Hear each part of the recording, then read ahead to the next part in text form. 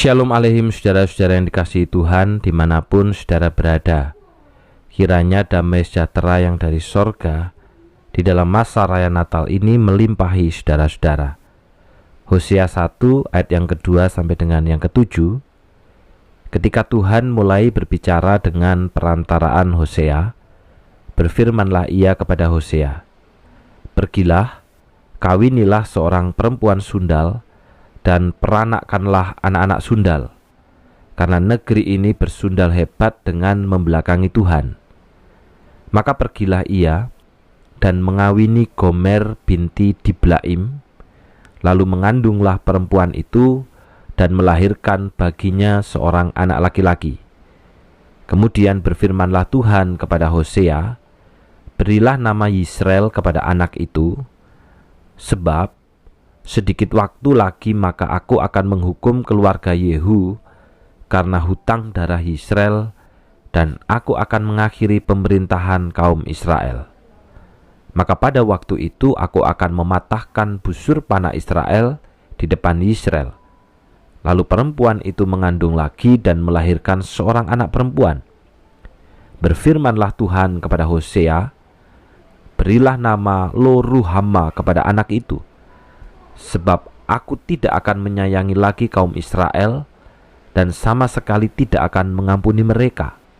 Tetapi aku akan menyayangi kaum Yehuda dan menyelamatkan mereka demi Tuhan Allah mereka. Aku akan menyelamatkan mereka bukan dengan panah atau pedang, dengan alat perang atau dengan kuda dan orang-orang berkuda." Saudara, ada hukuman tetapi ada pengampunan. Apa yang akan dilakukan oleh seorang suami ketika mengetahui istrinya berselingkuh? Kira-kira apa yang akan dilakukan? Sebagai suami sudah setia, sudah kudus, sudah lurus, tetapi mendapati istrinya justru jatuh di dalam perselingkuhan.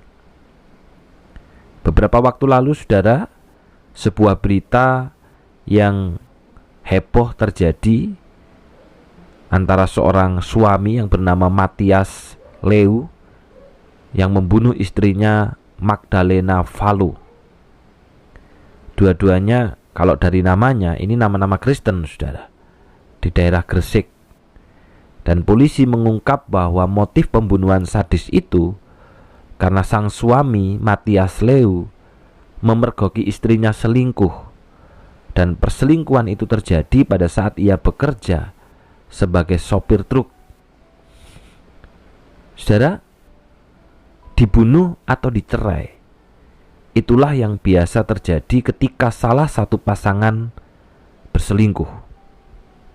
Namun ternyata Allah tidak demikian. Allah berbeda dengan kita manusia berdosa. Sekalipun sering mendapati kita selingkuh di hadapannya, sekalipun sering mendapati kita berzinah di hadapannya, namun Allah tidak pernah membunuh ataupun bahkan menceraikan kita. Tindakan Allah menyuruh Hosea menikahi perempuan sundal menunjukkan sikap Allah terhadap umat yang selingkuh. Allah ingin mengampuni dan tidak menceraikan. Namun bukan berarti membiarkan dosa berlalu begitu saja. Itu dinyatakannya melalui pemberian nama-nama anak Hosea dari hasil pernikahannya itu. Israel berarti Israel akan kalah dan berakhirnya kekuasaan Raja Yehu. Yehu merupakan raja yang merebut kekuasaan melalui kudeta berdarah. Lo-ruhama berarti Allah tidak akan menyayangi umatnya lagi. Akan tetapi, Allah masih berbelas kasihan terhadap umat Yehuda yang pada masa Hosea menunjukkan kesetiaan kepada Allah. Sedangkan Lo-ami berarti Tuhan telah menolak umatnya sebagai umat. Nama Lo-ami adalah puncak kemarahan Allah kepada Israel, karena Israel telah berselingkuh dengan ilah lain.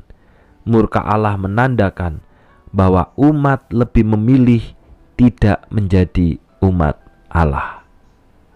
Saudara, hubungan simbolis Allah sebagai suami dan umat sebagai istri seolah telah terputus.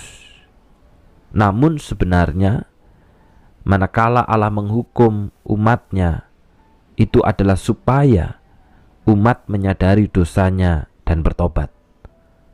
Setelah itu Allah akan memulihkan mereka berupa sisa-sisa umat yang sedikit akan dibuat menjadi banyak kembali. Umat akan kembali menjadi umat Allah dan ia akan menjadi Allah mereka. Perubahan nama anak Hosea merupakan simbol Allah bagi pemulihan umatnya. Dari Lo-ruhama menjadi Rohama, Allah mengampuni.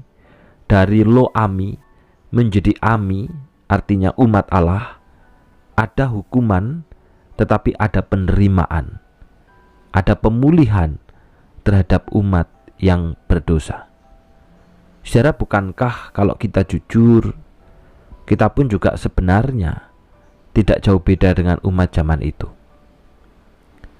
Kita pun juga sering meninggalkan Tuhan melalui ketidaksetiaan kita. Kita tidak setia lagi di dalam merenungkan dan membaca firman Tuhan setiap hari. Kita juga tidak setia lagi di dalam membawa persembahan persepuluhan. Kita tidak setia lagi di dalam beribadah dan mengikuti sakramen. Bahkan kita tidak setia lagi di dalam melayani Tuhan saat suka maupun duka.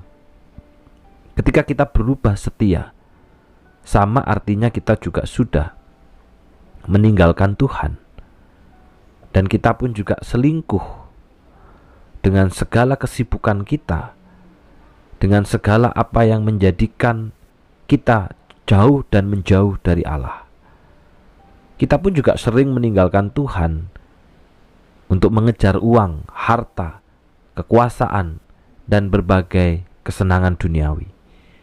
Tapi firman Tuhan hari ini mengingatkan kepada kita, oleh kasih-Nya Allah telah mengampuni kita dan menjadikan kita umat-Nya di dalam Yesus Kristus. Manakala kita bertobat, manakala kita berbalik, manakala kita berkomitmen di hadapan-Nya, dengan tangan terbuka, Allah tetap menerima kita untuk mengampuni kita dan memulihkan kita. Oleh karena itu, kita harus menjadi umat Tuhan yang setia, sepadan dengan kasih karunia-Nya yang penuh pengorbanan. Biarlah di dalam minggu Advent ini menjadi minggu pertobatan dan minggu pemulihan kita. Dari yang tidak setia menjadi setia. Dari yang suka meninggalkan Tuhan menjadi setia mengikut Tuhan. Kita berdoa. Kembali firman-Mu mengingatkan kami Tuhan, di dalam minggu Advent yang ketiga, bagaimana umat Tuhan pada masa itu Tuhan hukum oleh karena mereka memilih berselingkuh, bahkan memilih untuk tidak menjadi umat-Nya Allah, dengan sadar mereka meninggalkan Allah demi ilah yang lain. Hari ini kami pun juga bisa jatuh di dalam dosa yang sama, manakala kami berubah janji setia kami kepada Tuhan. Tidak setia lagi merenungkan firman, tidak setia lagi membawa persembahan persepuluhan, tidak setia di dalam mengikuti kebaktian dan sakramen, dan tidak setia lagi di dalam melayani Tuhan saat suka maupun duka. Tuhan, kiranya Engkau menolong kami, supaya di dalam masa Advent ini menjadi masa bagi kami untuk mengalami pertobatan dan pemulihan. Oleh karena kami dari umat yang tidak setia, kami mau kembali komitmen untuk setia. Dari umat yang mudah meninggalkan Tuhan, tetapi umat yang tetap terus mengikut Tuhan. Tuhan, tolong setiap kami Bapa, supaya pemulihan demi pemulihan terjadi di dalam hidup kami. Dan secara khusus hari ini hamba-Mu berdoa untuk anak kami Felicia Darmalim yang bertambah usia di dalam kemurahan Tuhan. Kiranya Tuhan menggenggam erat orang muda ini di dalam pekerjaannya, di dalam masa depannya, biar dia tetap menjadi umat yang setia dan terikat dengan perjanjian. Apapun yang menjadi pergumulan, harapannya ke depan, Tuhan kiranya tuntun, Tuhan kiranya sertai. Dan segala sesuatunya Allah menyediakan yang terbaik baginya. Terima kasih Bapa. Di dalam nama Tuhan Yesus kami sudah berdoa. Amin. Selamat ulang tahun untuk Felicia Darmalim. Teruslah terikat dan setia dengan perjanjian. Tuhan memberkati.